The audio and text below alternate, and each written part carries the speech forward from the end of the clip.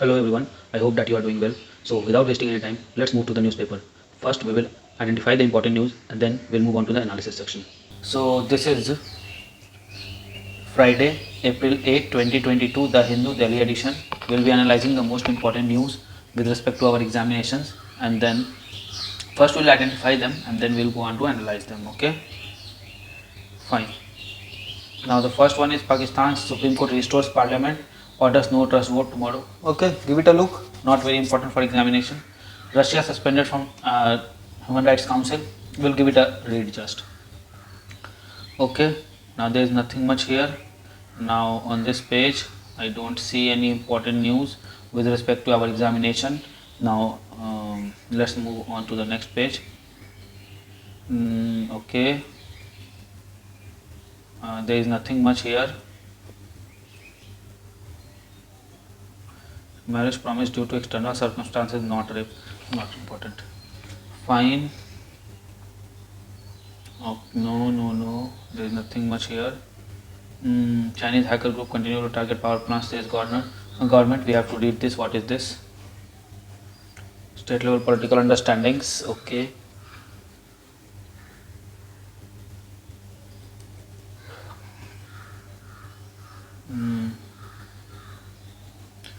Okay, Ukraine and anatomy of India neutrality. Again, same thing. We won't be reading this. Not required. The storyline in the race for French presidency. Not required. Bad towards the fault line within the ruling coalition. Israel. No, not required. Periodic reprisal of what is this? Beyond water Gavaskar. No, not required. Affecting his relationship with US. Not required. Okay, not required. Text and context. The fine print on new tax on employees. Provident fund. Will give a read to the gist. If we see if anything we don't understand, then we'll go to the main article. Answer. See it on Twitter board. What next? Not required.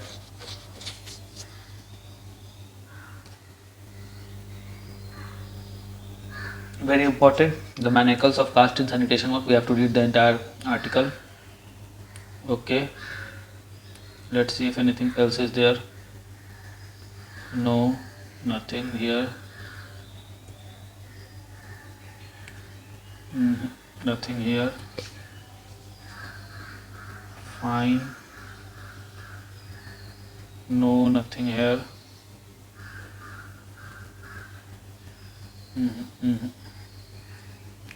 Okay. Hot strips. No. No. No. No. No.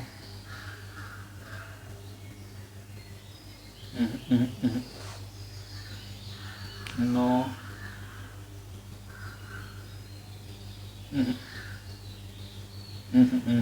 Nothing here. Okay, Gati Shakti PRI will offset global headwinds per growth. Now this is important. Need to cut compliance load, allow new issuers. This is not important. Not important here also. Nothing. On sports page, let's see. Nothing is here. Nothing. On last page, we have. Okay, we don't have here anything. So with this, we finally come to end of today's analysis, today's identification of news, and now let's move forward to the analysis of important news. So we move on to our first news. Russia suspended from the Rights Council, Human Rights Council, right? India abstains to vote from vote at UNJ. Let's see. So we have again abstained from vote. Fine. Let's see what is the new thing here. Membership to HRC, to which it was elected in 2020, was suspended on Thursday after UNGA voted 93 to 24 with 58 abstentions, including India, to adopt resolution suspending Moscow from UN body. The resolution suspension of the right of members of Russian Federation in Human Rights Council was proposed by a group of countries that included Ukraine, EU, US, several Latin Americans countries, and required 2/3 majority those present and voting. Abstention do not count in the tally of those present and voting. India abstained for the region of substance and process in its permanent representative to UN, BRTS Trimurti said. So substance and process. What was our viewpoint? Substance and process. India stand. We firmly believe that all decisions should be taken fully respecting due process as our diplomatic polity and its structure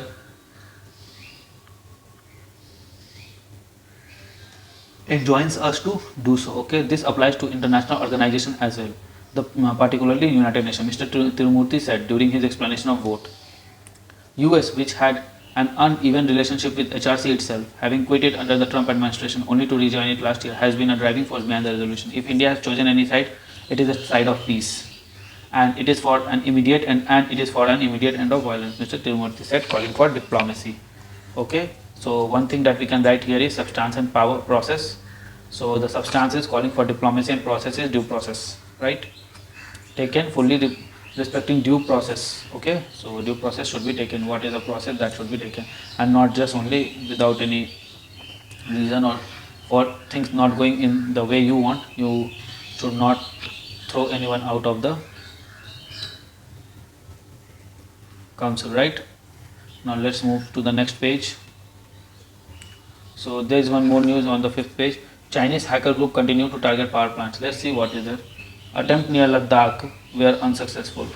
The Union government has confirmed report that Chinese hackers continue to target Indian power plants, especially those close to LAC. At least two attempts by Chinese hackers were made on electricity distribution centers near Ladakh, but not successful. We have already strengthened our defense system to counter such cyber attacks, he said, without identifying whether HIGARS has any link to Chinese government. The US-based cyber security firm report has claimed that China state-sponsored actors have targeted 7 power grid assets fine since September 2021. No information. MEA asked if the attacks that had been detected has been raised with China. MEA spokesperson Arindam Bakshi remarked that MEA has no information at present, but exuded confidence that India's critical infrastructure has adequate safeguard mechanism. Fine.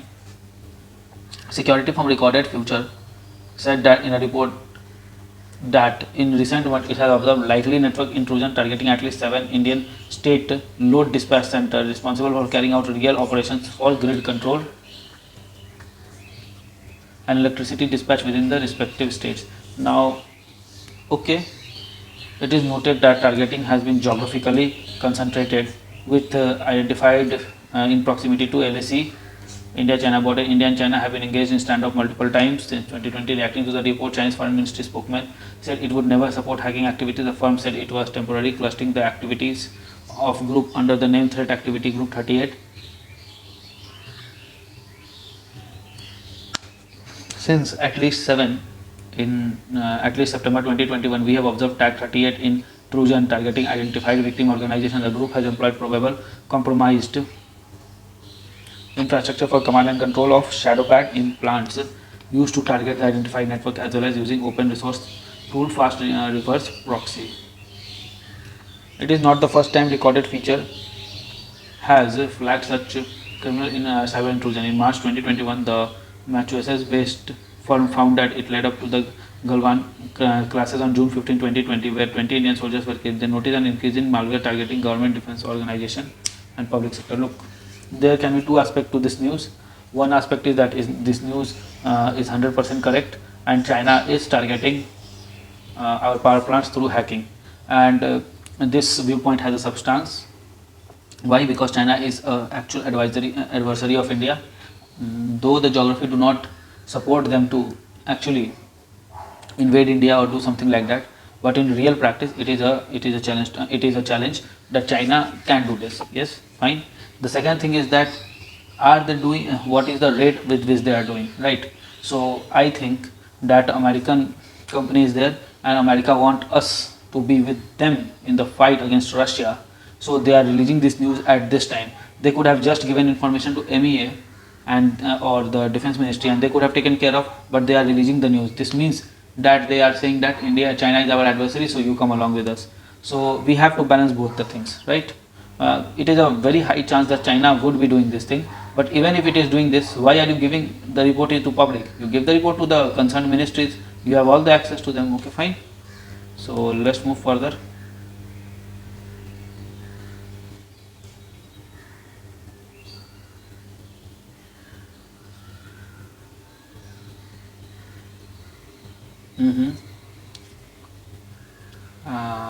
There was nothing here. We know 2+2 dialogue. We have India US, India Japan, India Australia, three at least, and India Russia. We have 4 2+2 dialogue. fine. And apart from that, we didn't have many news today. Okay, now we'll see this on economy page. Gati Shakti PLI will offset global headwinds. Okay, impact of geopolitical tensions on food, fertilizer, oil prices, clouding prospects. Right. So these are the three areas where global geopolitical tensions have led to far-fetched inflation. So Gati Shakti scheme, performance linked initiative incentives. We'll see how it would offset the global headwinds. Gati Shakti and producer linked incentive scheme will offset global headwinds and drive investment, resulting in high post recovery growth for Indian economy, the finance minister said in a report. Geopolitical conflicts and their consequent impact on food, fertilizer, crude prices cast a cloud on growth outlook globally. Why? Because the real growth is equals to nominal growth minus inflation if inflation is positive, right? So we see that say nominal growth is 12% and inflation is 7%. So what it becomes? Just 5% real growth, fine. And if inflation is say 2%, then it's become 10% real growth, right? So we have to see real growth is dependent on inflation as well. So how much inflation is there, right? So with this we understand, in this context we understand that due to the geopolitical tension and war between Russia and Ukraine, the inflation in the important quantities like food, fuel and fertilizers are on a rise, that is leading to low real GDP growth. Okay, India may feel its impact, although the magnitude will and of course depend on how long the dislocation in energy food market persists in financial and how resilient Indian economy is. So the burnt will be faced by India also, but the magnitude of such crisis and magnitude for India will be what? Will be dependent on many things that would include how long this war goes, what are our alternative prospect, and how resilient our economy is. Indian economy is to mitigate the impact, the ministry pointed out, adding the transient shocks may not have big effects on real growth and inflation. Offsetting this potential headwind, Gati Shakti and PLI scheme will drive investment. Okay, they'll allow, they will attract more investment, which will combine with the supply chain with strengthened by structural reforms, yes, to deliver high post recovery growth for Indian economy. Yes, it is a very rosy picture. I can find that everything is good here, but again there are certain challenges like high inflation will lead to more out of pocket expenditure for less number of goods, and this would also mean that we are paying more, and by this the total savings of the household, which latter turns into investment, decreases, fine. So domestic investment will be decreasing, and we see, and they are saying that it will attract international investments. So the decreasing domestic investment will offset the increasing, if we consider that or if we assume that the inflation increases, then also in that case also the domestic investment that is decreasing will drive down the increasing overall investment, right? So it would lead to what? And as far as the supply chain strengthening is concerned, yes, if we have investment, if we have access to increased capital assets, then supply chain will become strong. But the thing is that how will this much high population will have access to the investment, right? And the mechanism is still not clear. And the third thing is structural reforms. We are still feeling the teething issues of structural reforms of GST, demonetization and all those things, fine. So we have to see and we have to balance this thing, okay, for post growth recovery of Indian economy itself, right? With growing evidence of improving labor force participation, yes, it will improve, but what about the wages? The wages have decreased in many sectors. Declining unemployment rate. Oh, again, this is a rosy picture. If you have a 10% or 13% unemployment rate and it becomes 12.5%, then it is declining, but it has not declined up to the mark. And government commitment to provide support to economically poor and growth path ahead would likely be a more inclusive one. Okay. PMI services has also stayed in expansionary zone for 8 months on back of e-toll collection, e-way bills, railway freight and air cargo, okay, among other, complementing the robust manufacturing sector, and ministry noted. So they are again painting a rosy picture that the manufacturing sector is robust, but we have to see that post 1991 almost the growth rate, the contribution to GDP of this manufacturing sector have remained same, and that is on the lower side, less than 20%, about 16% it is, right? So we have to understand that although after opening of the economy there are activities taking place and labor force is increasing in the required labor force is on an increase, but still we have to understand that the manufacturing is stuck fine, and we need to increase its contribution to GDP. Gati Shakti will definitely help to do that, and PLI will also help to do that, but as far as we see in this article, government is trying to paint a picture that actually do not exist, right? Private consumption may be beginning to perk up. Now as I said, private consumption, there is a very little chance that it will perk up. Why? Because if we consider domestic private consumption, which will be the major part of this private consumption index, right? So what will happen? Savings are less, so investment will be less. It is a clear relation. It said among adding UPI transaction value had doubled in 2022. Yes, because of pandemic also, no, people are not willing to touch each other or share the rupee, so they are using UPI transaction. But this does not mean that UPI covers the entire volume of transaction that is occurring in India, right? The transaction through cash has decreased. Yes, true, because carrying a mobile phone is a lot easier than carrying lots of notes and cards in your wallet. Okay, so in this article, government has tried to paint a rosy picture. Also, although it is correct to some extent, but yes, more work needs to be done, and to reach the practical on the ground, we need more work, right? And after this we come to the sports space. So with this we have ended analyzing the most important news, and let's go on to analyze the text and context page. Okay, so in this explainer, the fingerprint on the new tax on employees provident fund, the fine print on the new tax on employee provident fund income. Okay, the EPF account is mandatory for formal sector worker earning up to 15,000 a month in firm with over 20 employees as a ways of ensuring retirement income. Okay, so what is the role of EPF? It is used for ensuring the retirement income, and it is mandatory for formal sector workers earning up to 15,000 per month. The contribution limit for tax-free income from government employees and other PF account where employers do not contribute was set up at 5 lakh per year. So what was the contribution limit for tax-free income for government employees and other PF account where employers do not contribute was set up 5 lakh rupees. Okay, the EPFO will maintain a non-taxable account for contribution up to 2.5 lakh a year and a taxable account for member whose contribution was over threshold.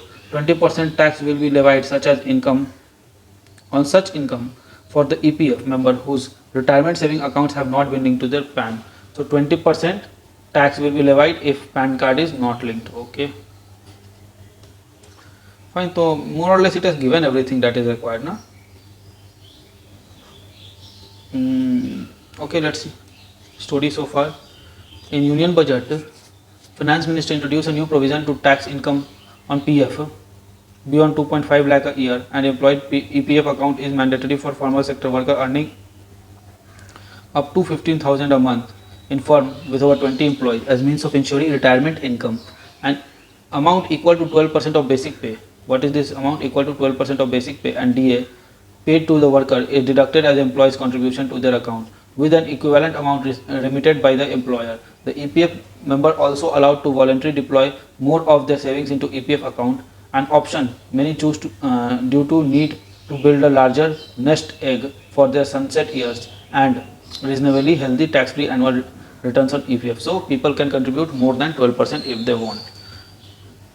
What's the latest development?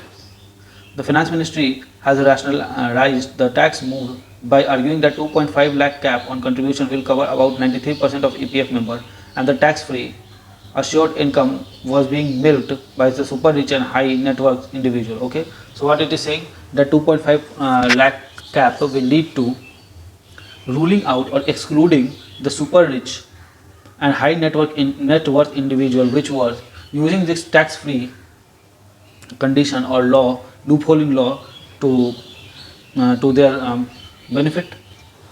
Many were contributing crores into their EPF account. Okay, so many people were contributing crores of rupees in their EPF account and earning several lakhs as annual income. This thus misusing what essentially a social security scheme, the revenue department pointed out. So this was a practical challenge that many people were doing. What they were pumping a lot of crores of rupees in their EPF account and earning lakhs of rupees as annual income. While the tax provision also covers government employees, the contribution limit for tax-free income for them and any other PF account where employers do not contribute was set up to 5 lakh per year. Fine. So for them it was set up to 5 lakhs.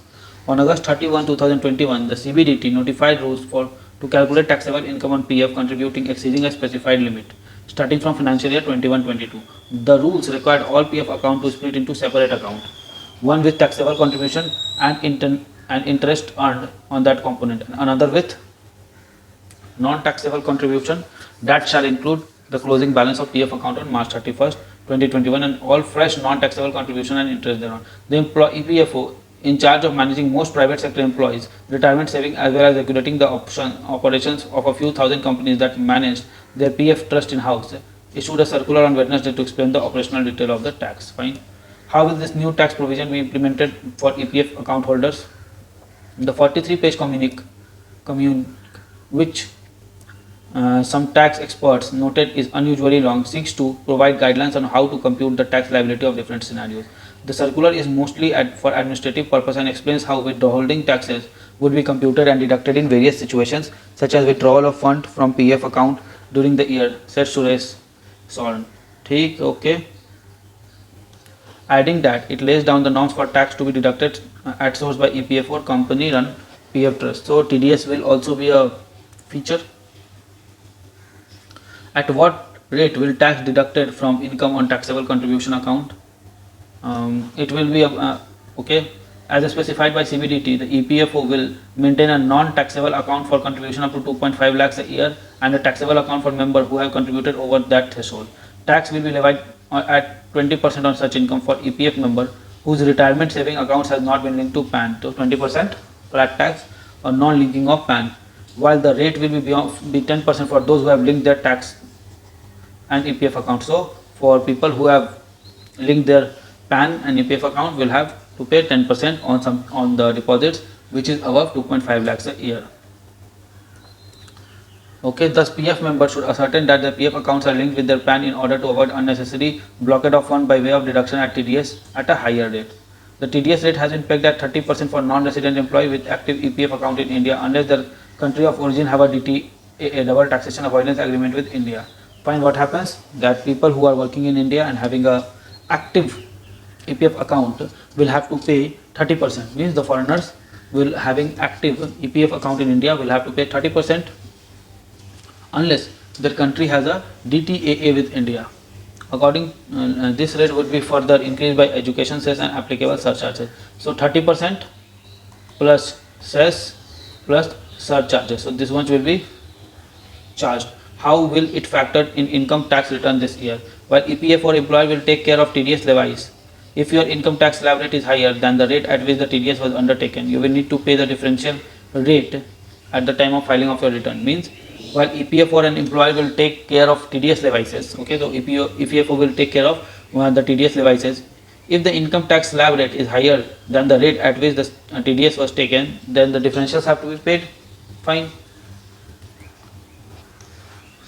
Okay. Moreover, depending on how much you contribute beyond 2.5 lakh limit and whether your EPF and PAN are linked, there is some trickier math for you to solve out. Section 194A of IT Act provides TDS deduction at 10% on eligible PF interest provided the interest payable in entire year is 5,000 rupees or more. Okay. Thus, no TDS will be deducted if the PF interest paid to resident does not exceed 5,000. Fine. Where the tax liability on PF contributor income is 5,000 or less, tax will have to be calculated by employer at time of filing their return. For instance, an interest income of 5,000 or 25,000 from contribution over 2.5 lakh, attracting a levy of 10% or 20%, respectively, will fall within the 5,000 cap. This may cover a lot of EPF member voluntary parking more than mandated savings. Employers will certainly need to keep close tab on this and include such income in their return. Okay, so it is just that this is the rationale why it is being done, to curb the illegitimate money that is being parked in EPF accounts so as to earn a lot of interest and make it white. Okay, fine. Now let's move further. Now the mandates manacles of caste in sanitation work. Let's see. Despite laws, worker in the field in India still faces stigma and devoid of essential rights. Okay. Just while the civil society started a movement in 1990s to abolish dry latrine, the focus is now on manholes death and provisions of safety equipment. 2 or 3 days ago, there was a news that 93 deaths, say almost 100 deaths, not 9, don't remember that figure, death from 1993 to 2021. Okay, in sanitation work, this much death has been observed. The movement has begun demanding abolition of dehumanizing practices of manual removal of human excreta. In 1993, the then government promulgated an act prohibiting construction of unsanitary dry latrine and employing manual scavengers. The government description of dry latrine was a problem. Okay, the government definition was a problem. It defined dry latrine as latrine other than water seal latrine.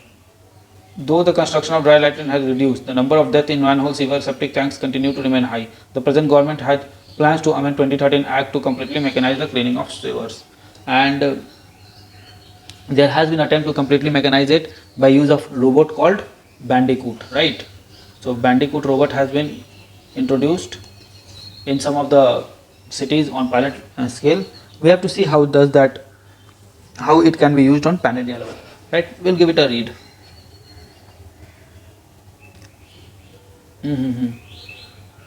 Okay, let's give it a read. According to Social Justice and Empowerment Ministry, total of 971 persons have lost their, okay, not 90, about 1000, yes, now it is correct. Since 1993, okay, even in 2020, the Indian government and our civil society continue to grapple with inhuman nature of manual scavenging. Fine. Abolish dry latrine, focus on manhole deaths and provision. Movement has now been demanding the abolition of dehumanizing practices of manual recovery of removal of human excreta and calls for introduction of mechanism for handling waste. Various state government and previous central government has responded to the civil society demand by introducing different laws. So these demands are being fulfilled by introducing different laws, but again the thing is implementation. Problematic description. The act defined manual scavenger as a person engaged in or employed in manually carrying human excreta.